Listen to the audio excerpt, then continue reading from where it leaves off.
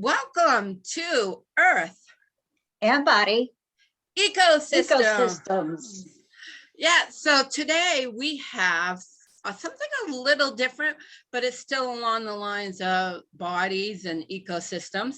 It's kind of just broadening out the field. So we have with us the lovely Miss Amber Tawn. Okay.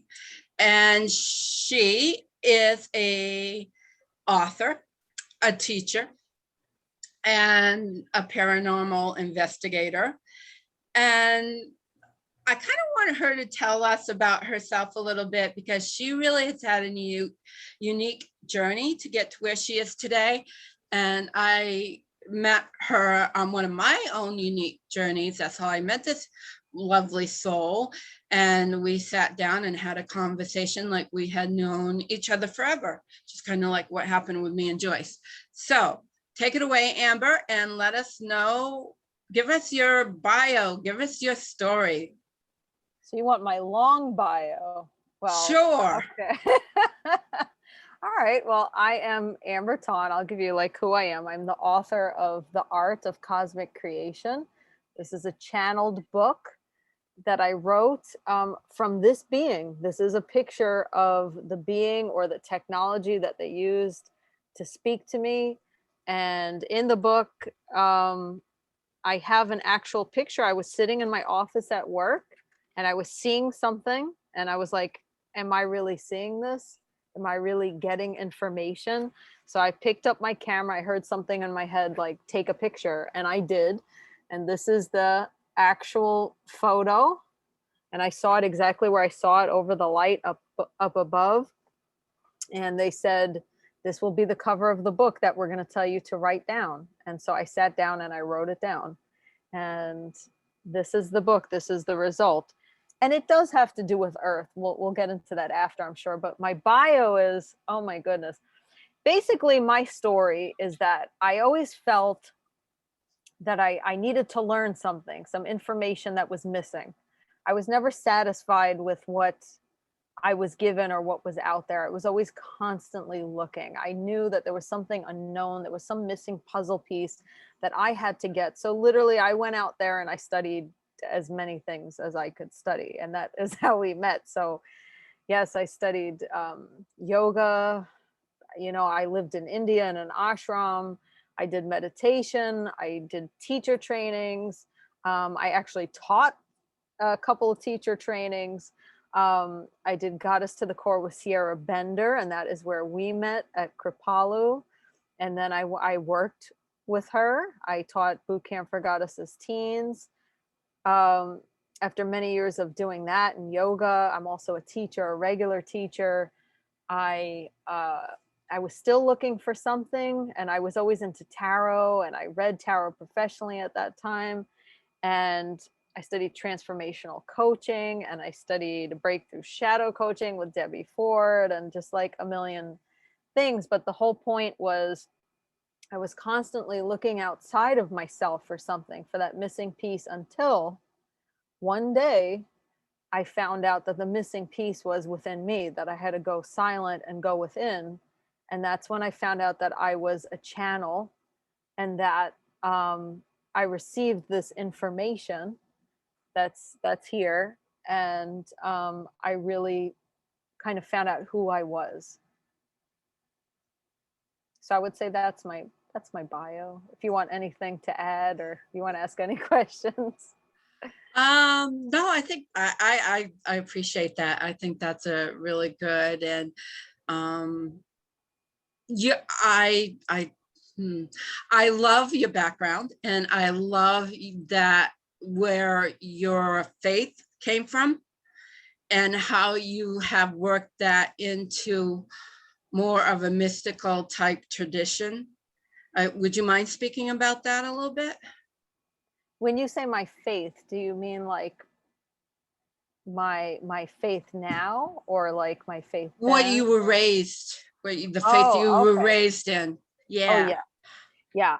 So yeah, there are many parts to my bio. I was raised Jewish. And I was also a Hebrew teacher. I also I majored in linguistics and I minored in Hebrew and Judaic studies. And even before that, when I was very young, when I was 16, because I received private, like intensive private lessons in Hebrew and Torah and everything, I began teaching that at the age of 16. I got paid from the temple. It was a real job. And then I went on for teaching that for another 15 years of my life. And I taught chanting and I performed in the temple. And so that was my faith. And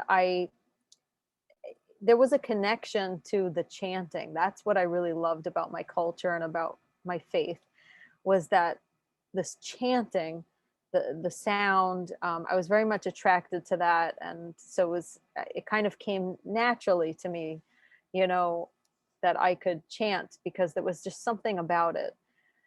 And so yeah, I studied many years and I taught many years, and I officially retired last year from teaching Hebrew school so that I could go more fully into all of this. I just find that all fascinating, because I think the more we learn about people's traditions and the way they were raised in their faith, or their what's word would escape me because it doesn't matter to me. You know, their faith, their traditions, and their ethnicity. I think the more that we learn about each other, the more we can understand that we're more alike than we are different. And I love the fact about you love the chanting, and Amber has a very beautiful voice, by the way, very gorgeous singing voice. You're welcome. So I love that fact about, you know, that you can bring that and you mix that in too with your faith that you have now, which is I would say is more open and broad, right? Is more inclusive of everything that's kind of out there. Absolutely. I don't even know if I could really label my faith. What I believe in is everything that I received here. This is what I know to be true now for myself.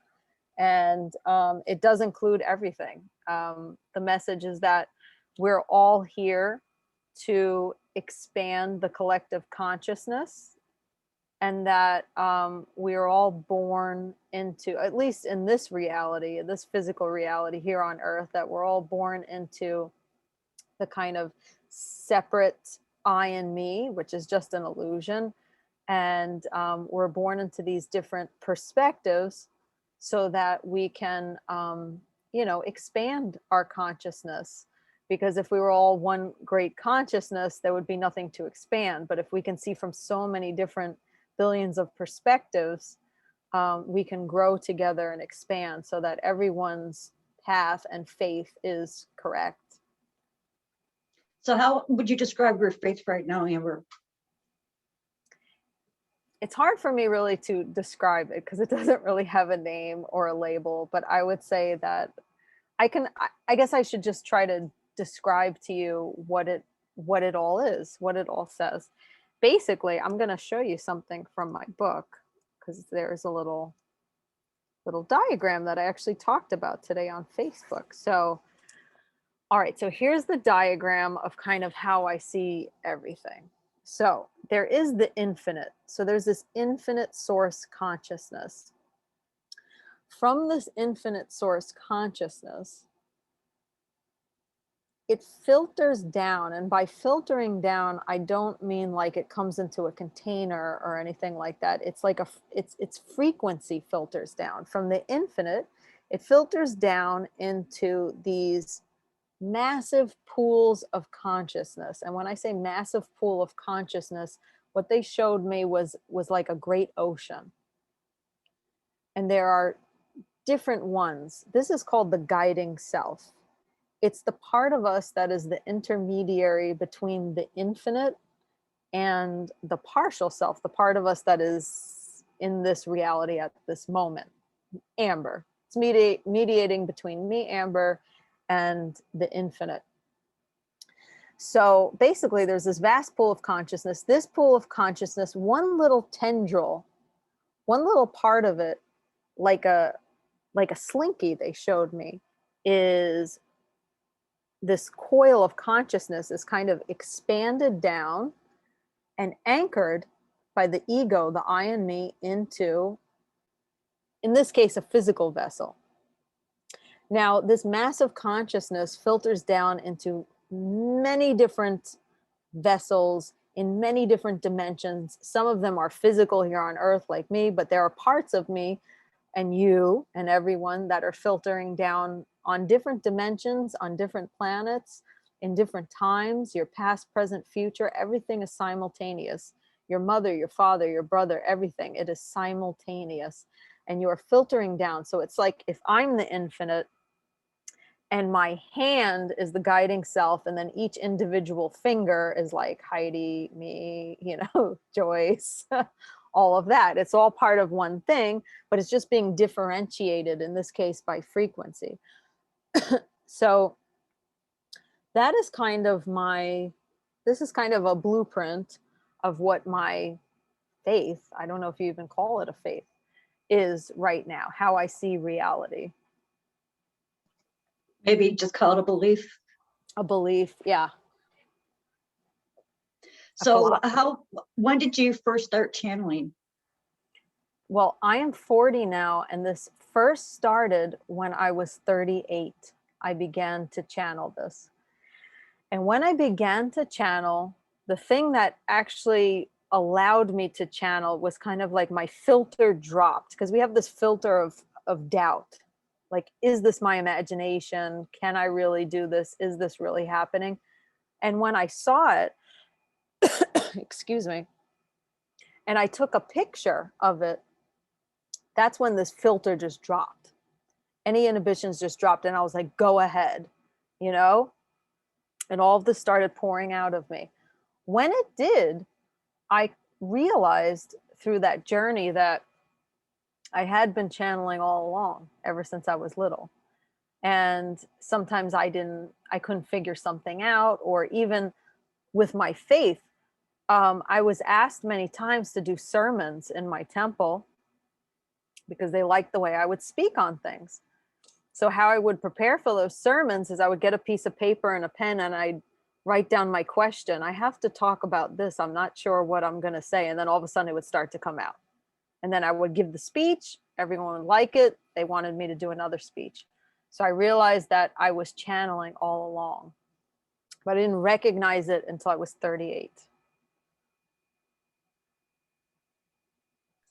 I do recommend the book, by the way, because I've read it and it's an excellent book. And for me, being that I'm nearing my 60th year, I got about 1 year and a few months left. For me, it was kind of combination of a lot of things I had experienced over my lifetime, and it put it into a nice context. So it was like, for me, nothing was really surprising at all. I think for somebody younger, it might be really surprising. But for me and where my journeys had gone, it really kind of brought everything together and kind of gave me a slightly different perspective. And it's also a workbook. It's not only a book that you read, it's a workbook so that you answer questions. So it's very interactive. You kind of, I don't know how much you want me to give away, but yeah, absolutely. Yeah, absolutely. So you do like a timeline of your life. And that really, for me, that was, I have done in the past, but it was just doing it in this context really brought a lot more clarity to my life and to my purpose, because she also talks about it, the book also talks about your purpose.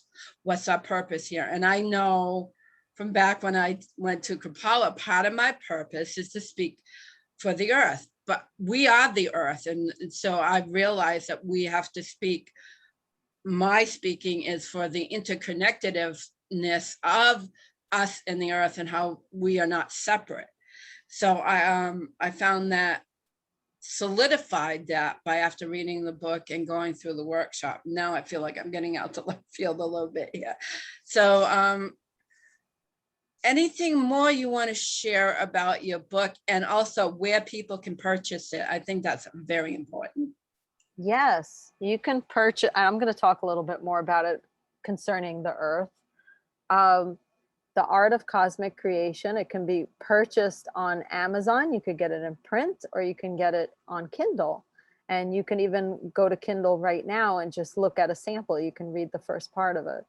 And basically, when you were talking about the timeline of your life, is that they showed me how they call this body the mind-body machine.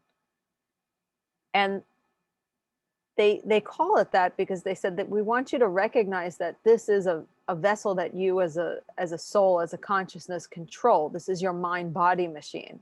It's not the other way around. We get confused with that, and we think we're at the mercy of our body when we are actually in control.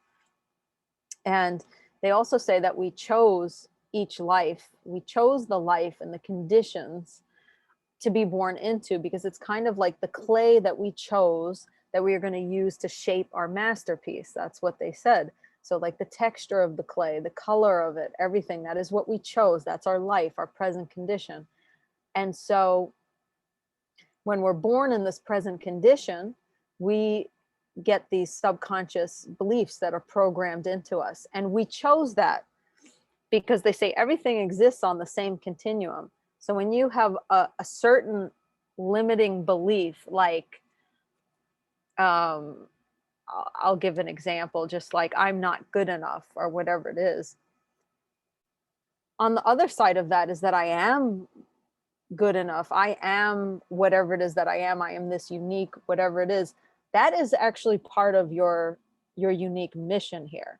And you needed the opposite, the contrast, as Abraham Hicks made that word contrast famous. I believe that's where it comes from. You need that contrast on that continuum in order to get there. And on the way to getting there is where you expand your consciousness and you expand the consciousness of Earth. Now, this is where it goes into Earth, because you are all about connecting with the Earth. And in the last chapter, they talk about the precession of Earth and how we're in a transition in precession. We're moving from the age of Pisces to the age of Aquarius. And they say we're already within this transition. And the way that they showed it to me was like the Earth, the poles, the core of the Earth. You know, we talk about this in the book. There's something called the spiritual mouth. There's this part of us that connects with our spirit.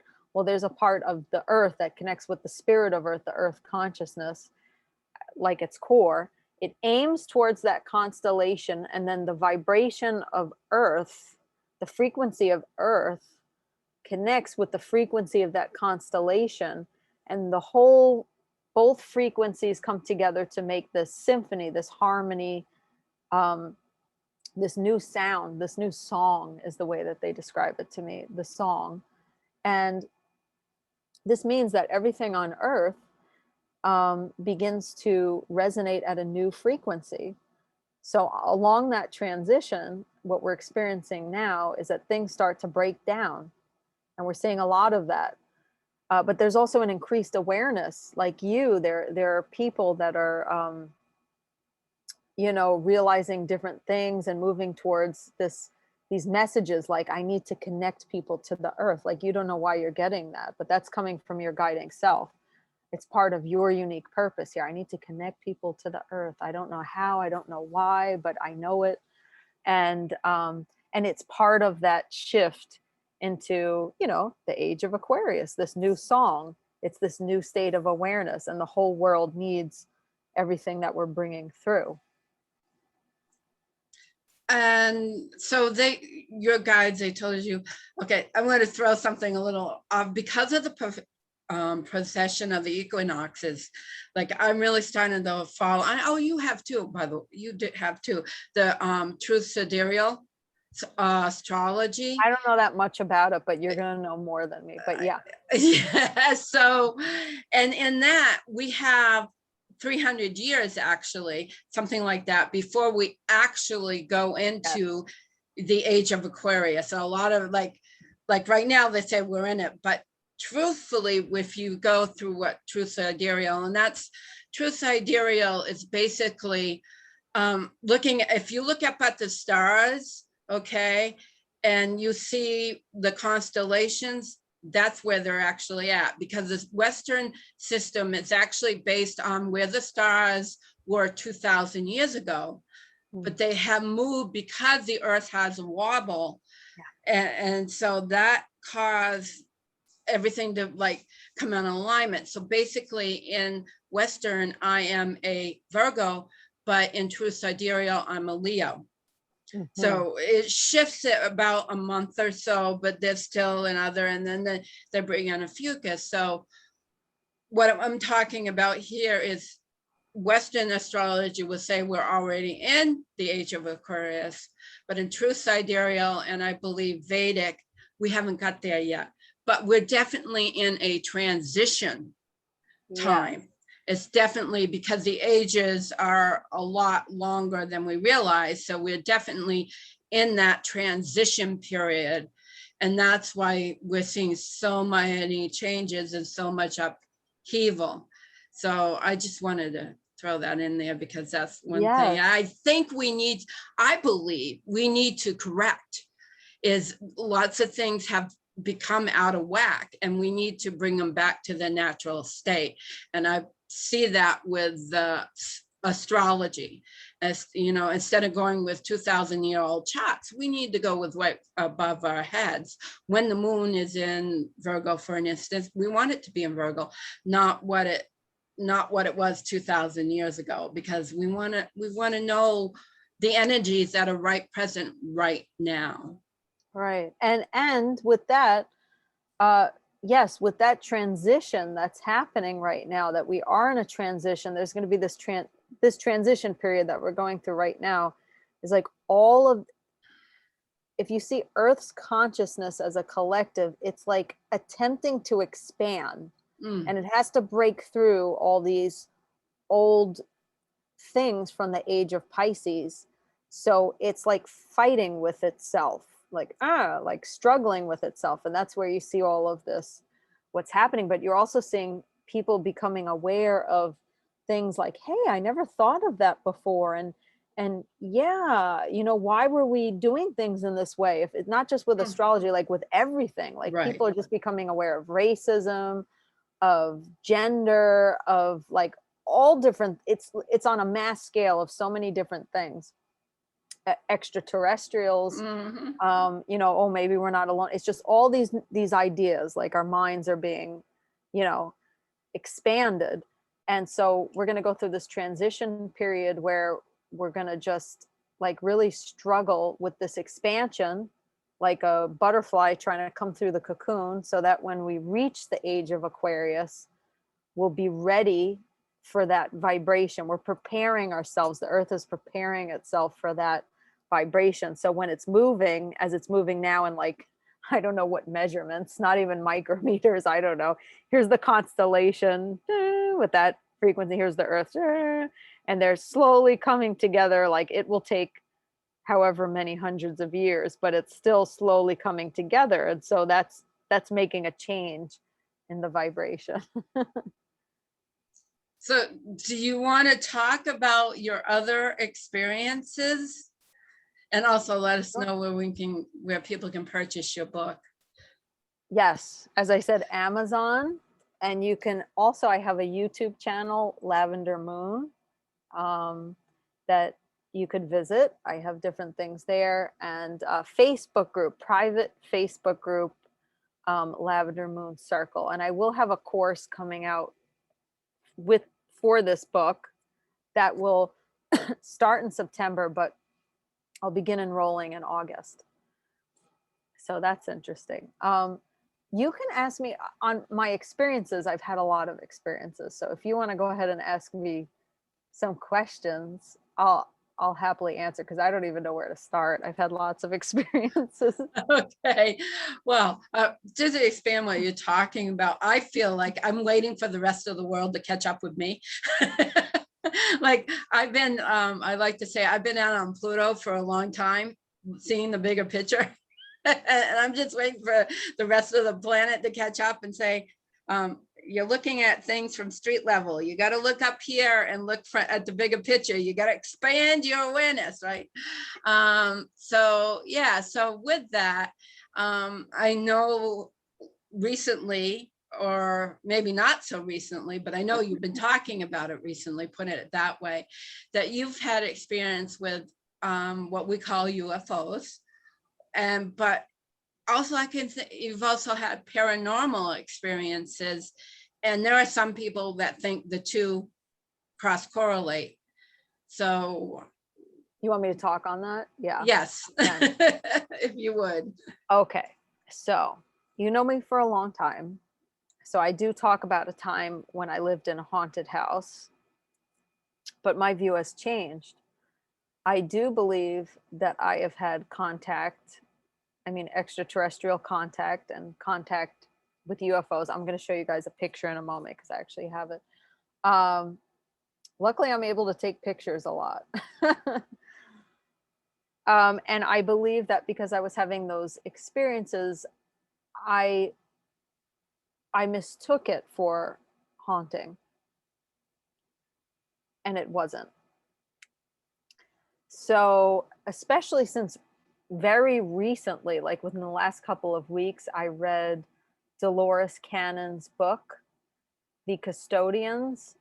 And then I really realized that a lot of my experiences and dreams and all of that were most likely contact, what they call contact. And I also believe that this, whatever I was speaking to, that kind of opened up in the middle of the room enough for me to take a picture, was not spiritual. In the beginning, I thought it was a spirit, but I actually do believe it's interdimensional or extraterrestrial. They're kind of formed together. So let's just start with my picture, and I'll tell you a few stories too.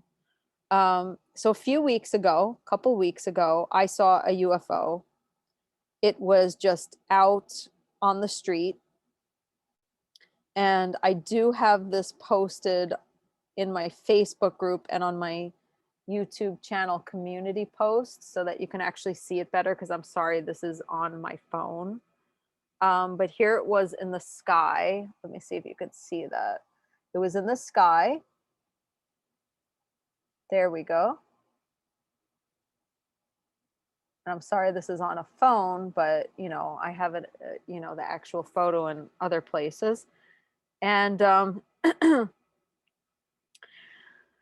so let me go back a little bit. So after I started communicating with this being, at first they didn't really say who they were. They just said that they were this collective. And I thought it was like a spirit at first or something like that, because also I was more comfortable with that thought. That was something that was more familiar to me. At that time, the idea of like talking to extraterrestrials or like UFOs was a little crazy, is what I thought. So I was like, oh yeah, I'm definitely not. I kept getting that feeling, but I'm like, no, I'm not talking to extraterrestrials. That just sounds super crazy. Honestly, that's what I thought. I was like, that sounds like I went crazy. So that's not what's happening. Like for some reason, spirit is less crazy. That was just where my mind was at that time. So soon after that, I had a sleep paralysis, what you would call as a sleep paralysis. And this was just after I was sick with mononucleosis. What's really interesting is that the first time that I had mononucleosis was when I was 10 years old. And that was one of my first extraterrestrial dreams. So that's a little interesting. And I'll go back to that in a moment. But I had the sleep paralysis where I couldn't move. So how it started was I was sleeping next to my son, who was about 2.5. and someone was sitting on me. And I opened my eyes, and I think it's my son for a second sitting on me. It looks like this little person. And then the person leans in and looks at me and goes, "Oh, you don't look that good. I better call her." And all of a sudden, and I go, "Huh?" Like I was about to get up because I'm like, "Oh, this is not my son." It looked like a little man, really. And I was like, huh? You know, like when you're half asleep and then suddenly you really wake up. And I was about to get up, and I almost sat up. And then all of a sudden, boom, I went down into a sleep paralysis, and my eyes clouded over. And suddenly all I could see in front of me was blue. And all of a sudden I heard a voice. And the voice, I got really scared because I thought, like, am I being abducted? Like, what is happening to me right now? And I was anticipating, I didn't understand why I saw blue. I was anticipating seeing a gray or something, you know, like the typical what they say. And all of a sudden I heard this voice. Now, this is the thing that struck me. I was like, I was taken off guard by the voice, because the voice it was a female Southern accent. She had a pretty like higher pitch voice, and she talked like, I can't do it right, but she talked like this. And I I was completely paralyzed. So in my head, I said, why are you talking like that? Like I was like, what's happening? Why are you talking to me like that? And what it said to me, I can't even say she because I don't know, but it said, we've scanned you in that accent. We've scanned you, and we chose the voice that was the least intimidating to you. That's what they said. And they said, we're basically like, we're making contact with you, and we're going to show you us. We're going to do this little by little. We've unfocused your eyes so we won't terrify you, but we're going to focus your eyes a little bit. And so I was lying there, and I'm like, okay. And then all of a sudden it started to get clear, and they're talking me through it. Okay, it's getting a little clearer now. You see blue. Okay, that's us. That's me. It's going to get a little clearer. And then I saw a big black eye, like over me. And then all of a sudden I started to freak out, and I was going, no, no, no, no, that's enough. That's enough. Like in my head, I was going, no, no, no, I don't want to see you. I don't want to see you, because I'm there. Like I can't move, and there's this thing over me, and I'm going, I don't want to see you. I don't want to see you. And they go, oh, it's okay. It's all right. You don't have to see us. And they were really talking to me, like trying to comfort me. And my eyes clouded up again, and all I could see was this blue blur. And I was terrified, and they were saying, you're not well, you're really sick. Do you want us to help you? And they said, we can only help you if you give us permission to do it. And for a moment I thought, like, yeah, if I'm really sick, I want you to help me. And then I thought, oh, no, I can't trust you. Like if I give you permission, who knows what you're really doing to me. And then they told me, they said, you humans are so sick with fear. That's really the problem. You're very sick with fear and mistrust. And they said, we have you in the state because this is the only way you would listen to us, because you would run and scream if we didn't have you in the state. And they said, again, they repeated, like, we can only help you if you give us permission. And then I was there, and then the blue moved away, and then I went, and I, got up out of bed, and my husband was like, what's happening? Because I screamed. So that was my first major. It was different than a sleep paralysis, because I've had sleep paralysis so many times before. And I was about to get up, and then I went down, my eyes clouded over, and this voice was very clearly talking to me the whole time. And then it left, and then I could get up. And I believe that being was the same thing that I'm talking to. I think it's a group. And with that, oh, sorry, I'm just going to fast forward ahead. With the UFO that I showed you, Yep. I have been very afraid, but I'm slowly have been working on my fear, because that's a major message to us about our fear that we really have to work on. When something is strange or different or unknown, we are scared. And their message is for us to work on that. And so I have been working on it. So lately, I said that morning, I said in my head, I said, if you're listening, I still don't think I'm ready to see you like in my room at night. I think I might have a heart attack, but I'm ready to see a craft, but not at night. I said in the daytime. I was walking to work and saying this to the train to work.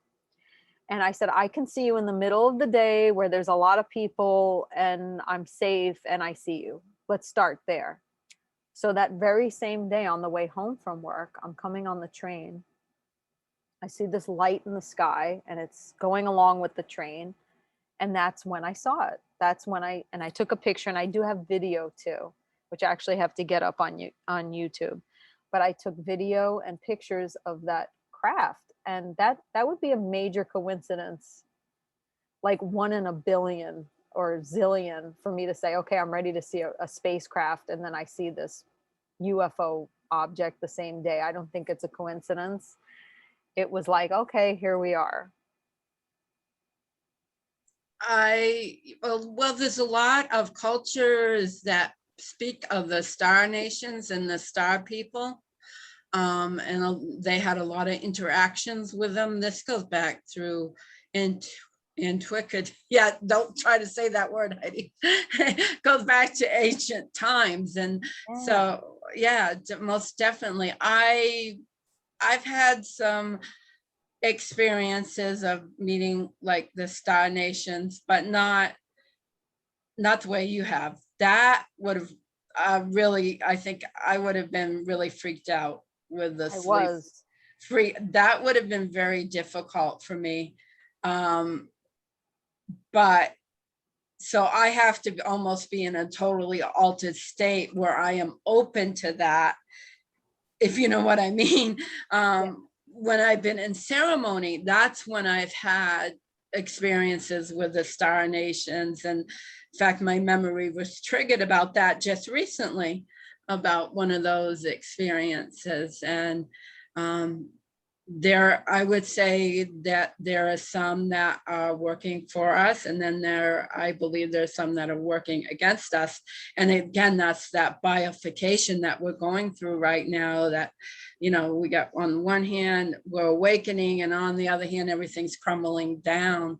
Now, where was I going to go with that? So, I do want to add that I do believe there are dead spirits, because that's where I've had a lot of my contact with people that have passed over.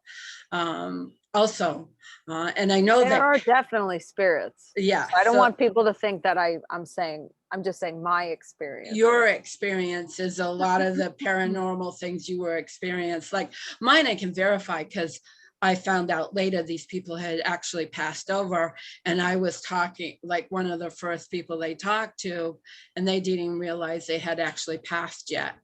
And I later found out they did. So there definitely is spirits that we can talk to, that are people that have passed. And there are people that are stuck on the plane, but on the earth plane. But I also believe truly that, I don't know if extraterrestrials is the right word. It might be. To me, it's interdimensional. They are interdimensional. More interdimensional. Yeah.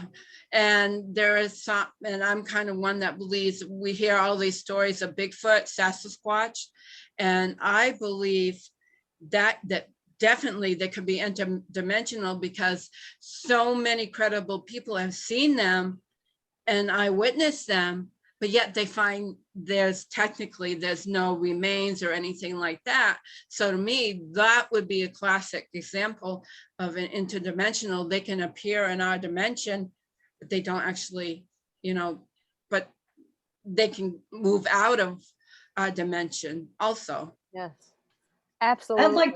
I'd like to speak more about the sleep paralysis, because it's something that my daughter deals with. But with her, she feels like it's a very negative experience. And when you were saying that they were talking to you, I was wondering, are they talking to you verbally, can you hear them, or was it telepathically? Because with her, they speak to her telepathically.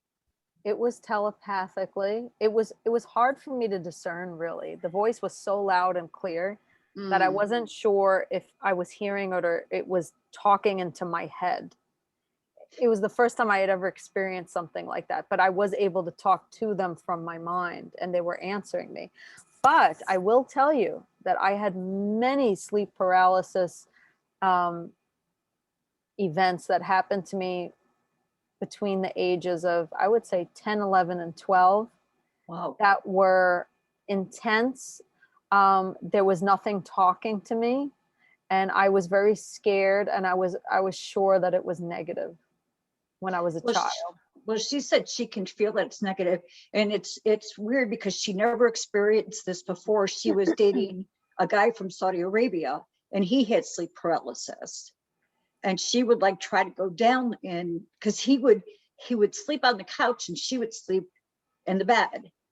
It was like he was trying to keep whatever it is away from her. But when he had been experiencing this since he was very young. At one point, his parents woke up to find him on the shelf in the closet where he could have not climbed there by himself. But my daughter says it's a very negative experience, and it always happens like real early in the morning, like 3:30, 4:30, somewhere around there.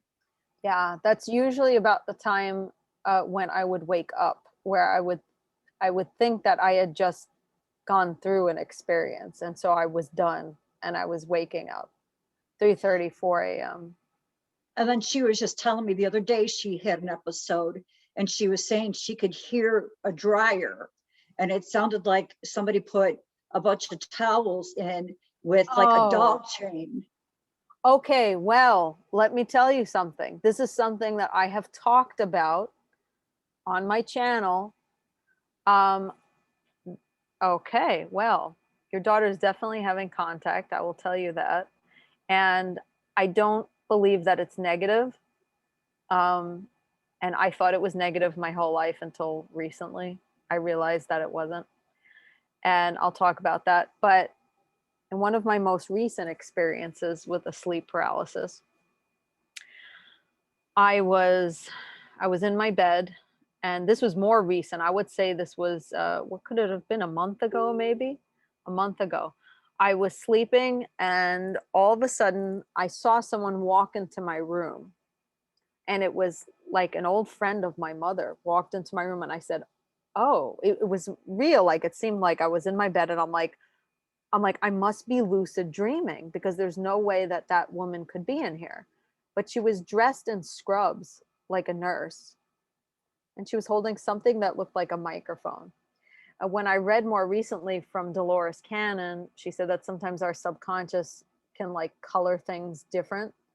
So there could be someone, like there could have been an extraterrestrial there to do some sort of um, something medical, and I was seeing a friend, so I wouldn't be scared. They can also, kind of use your mind to show you something that's not as scary. And the fact that she was in scrubs, which made no sense to me because she doesn't do that, but that was medical for sure. And then all of a sudden, I I felt myself turn from on my bed. I felt the whole bed turn this way, and then all of a sudden I was in this black and white space where everything was very grainy. It was like I was like pushed out of my body, and all of a sudden I moved forward like very fast, like when you're on the beginning of a roller coaster, when you're going to like start to move on the ride, like that quick movement. And then I was kind of stuck in this space that was like grainy and in between, and I was on my bed, and I was like, what is happening? Where am I? Was I just like kicked out of my body? What, like, how do I get in? Like, this is a little scary. And then I began to hear a noise, very loud, right in my ear. Like someone had a, way I describe it was a hair blow dryer, really loud, or like outside when they're blowing the grass. And I thought in my head, like, this is really loud. Either like I'm oversleeping and it's daytime, which never happens, and my husband's using a hair dryer or something, or I'm sleeping right now and there must be the gardener's outside doing that. It's really loud or something like that, because I'm like, this is really loud. And then I started to get scared because it got louder and I was going, stop, stop, stop. And then all of a sudden I woke up and it was silence around me. It was 3:30 a.m. or 4 a.m. around that time. And there was that very loud sound. Now, recently I read in the Dolores Cannon book, when she was regressing people, that some other people also talked about this very loud mechanical sound. And what you mentioned earlier, Amber, is we're so full of fear. So her daughter's mind is eventually going to fear right away. And I'm sure I would too, right? And so she's probably thinking this is a negative experience, but if she can learn to be a little more relaxed and a little bit more open, it might be that it could be a good experience for her. Somebody's trying to communicate with her, because Right. obviously she has something. I usually think somebody has a gift to share with the world. Well, yeah, And I'm going to put in what the information that I received from them. And also that the fact that Carla showed me Dolores Cannon, because there were so many things that were the same. And to hear these things talked about from other people, just like, I'm so amazed. So I keep talking about that book. But the message here from them is basically that when we come into this life, they are on a whole other level working with frequency and another dimension. So it's almost as if it's kind of like, okay, let's say we were with them, on whatever dimension and planet that was. And then we made a deal before we came into this life, because they understand the transfer of energy and vibration better. And we say, okay, we're all here to expand consciousness. And in my book, I even wrote about or did I write about this? I wrote it, but it might not be in my book. I think it's just in my personal journal. They talked about kind of why they're doing this and why they're working with our genes and all of this and why they're here on Earth. And they said that there's something very special about our type of consciousness, that they say that the type of body that we have calls for that consciousness, and that type of consciousness calls for a certain type of body. So they are very in tune with what their mission is and their connection with the infinite. So whenever they find this type of body or this potential for this type of body, they like to encourage it. They like to help it evolve. And because they know that there really is no death, and that we stream in and out of bodies. And if there's more bodies and worlds for us to experience, we can all journey there together. But it just happens that that type of body and that type of consciousness there needs a lot of time to evolve, like ours, and they can't disturb it. There's something that they talked about, not being able to directly, come down and say, hi, we're here to teach you this and that. Like, our own consciousness has to evolve on its own until we reach a certain level, and then they can communicate with us, which they are starting to do now. And but they said, because even when they were talking to me, I said, why are you talking to me like this? And they said, this is a loophole. This is a loophole. We're using a loophole. We can give some ideas here and there to kind of steer you in the right direction. So whenever they come to a place where they find that type of life, they are able to encourage it. And then so some of us that were one of them, which in fact we're all one, but we're one of them, said, okay, we're going to be part of this, and we're going to go down into that body. And we know that that's on a different vibration, and we're going to be very disoriented and we won't remember, but it's okay, because it's part of what we're trying to do. And we're going to go in there, and we're going to let you run this experiment of, we think of manipulating genes in a bad way, but they see it as encouraging this type of consciousness. It's ultimately to expand consciousness. That's what these bodies are for. And they kind of understand that at another level. So they go in and they have to do different things. They have to understand what our body needs and how it's operating with this type of consciousness inside of it. Is it breaking down?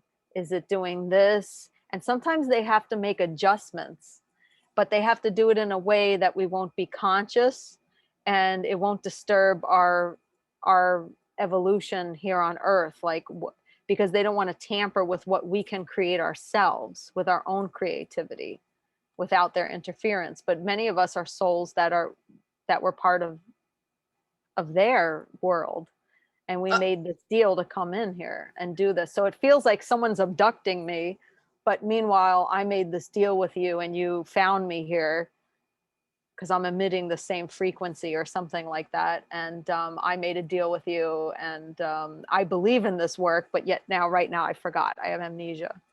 It's like that. Like I just lost my train of thought. But I'm surprised I kept my train of thought with that one.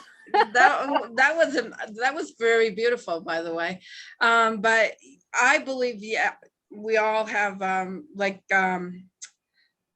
tribes, spiritual type or vibrational type tribes that we all kind of mess with. And so what you're saying is that we made this contract basically before we incarnated into this body with, and some people call it soul groups. There's different terminology there.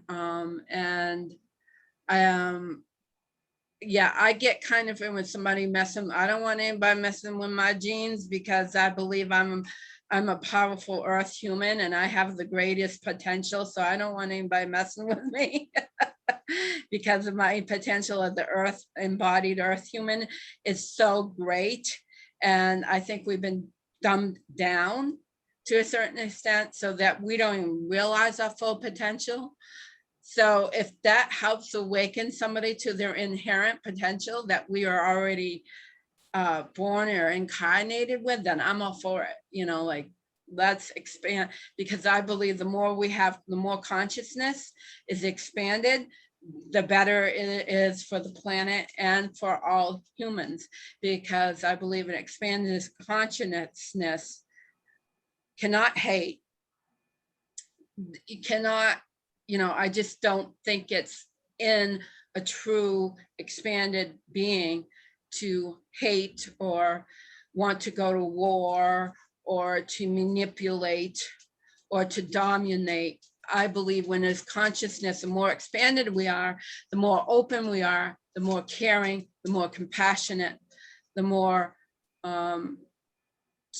giving, I think, our being becomes. So I think when opening the communication between different dimensions and dimensional, interdimensional, extraterrestrials, opening that communication and opening, and then of course, it's going to come through that way, and it's not going to be announced over a loudspeaker. It's not really. It's going to come from within the soul groups, and we've all probably been on different planets and in different incarnations and different solar systems. Like my playing dog just said. So yeah, I really enjoyed this talk. I think it's been quite amazing. Me too. I really enjoyed it. Thank you for having me, Joyce and Heidi. Yeah, so we will put your links below, and of course I know Joyce has got a few more questions for you before we close. And I know if I'd like to have you come back, sure, I would, if you would, and we can really delve in deep some more.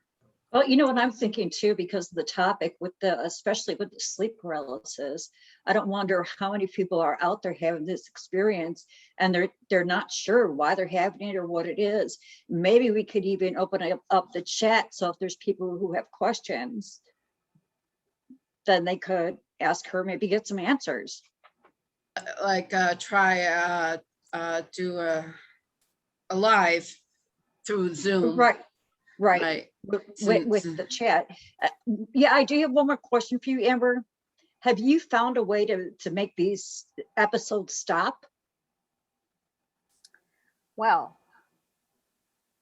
there's something to the fact that when they said to me, we're not gonna, we can't help you unless you give us permission.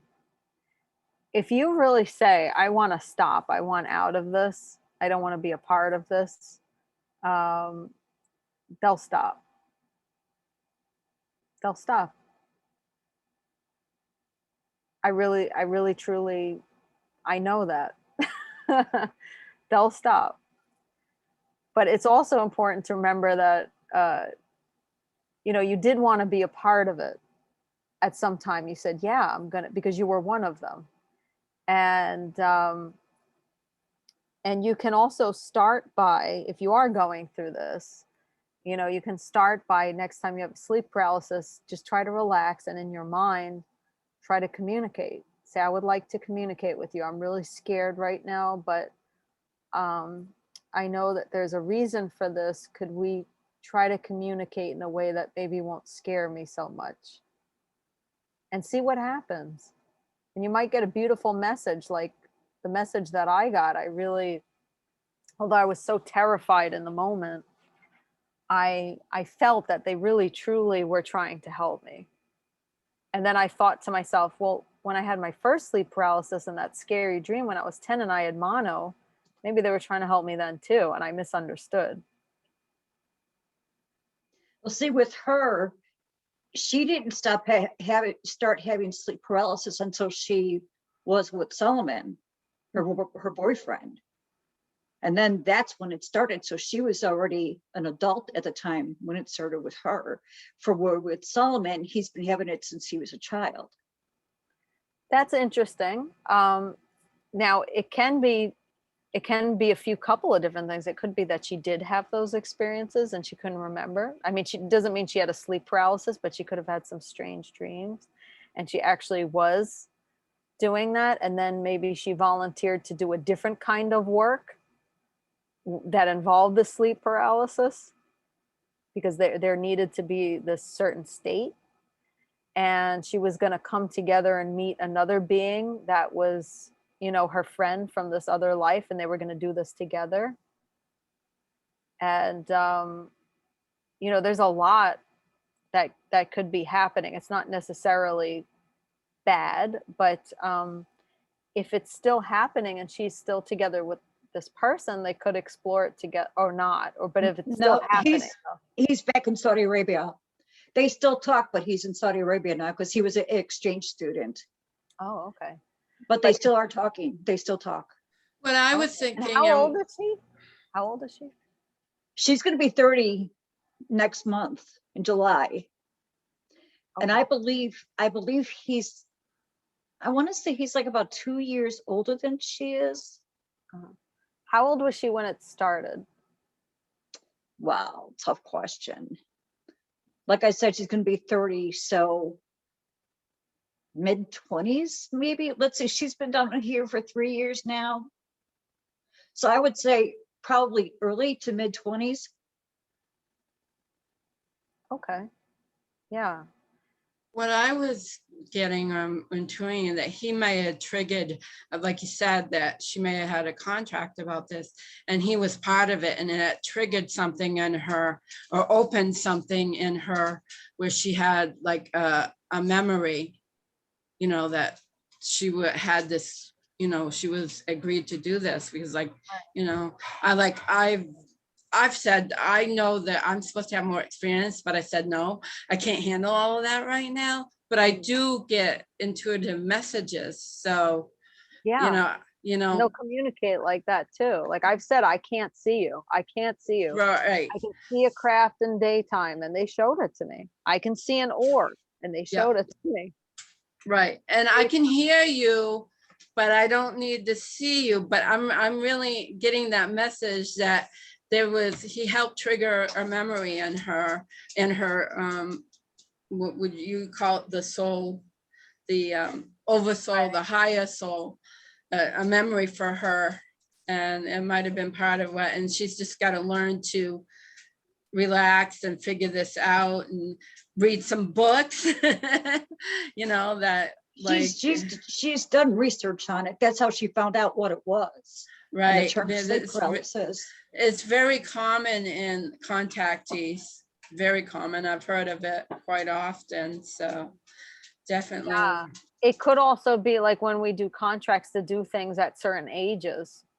Like I didn't really move into like actually, you know, I probably contracted to do this work, but I didn't contract to do it really until I was 40.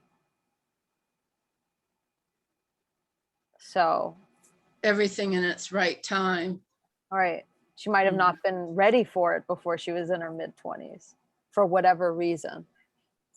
So I think she can talk to, you know, letting her know that she does have power and she can communicate even in her head right now. She can say, hey, that is too scary. I don't want to do it like that. Can we communicate another way? You know, something like that. See what happens. So this has been a very fascinating conversation, and definitely I have to wrap it up, but I'm kind of hate to, but I have things to do too. So, but I really, really, really appreciate you coming, and I would love to have you back, and I'll get in touch with you on scheduling for that. And maybe we can do something a little different. So thank you so much, Amber. Thank you both Amber, for having me. I'll show it again. And don't forget to get a book. It's really fabulous. get it on Amazon. I highly recommend the book. Okay. Thank you all. I'm going to stop the recording now. Thank you.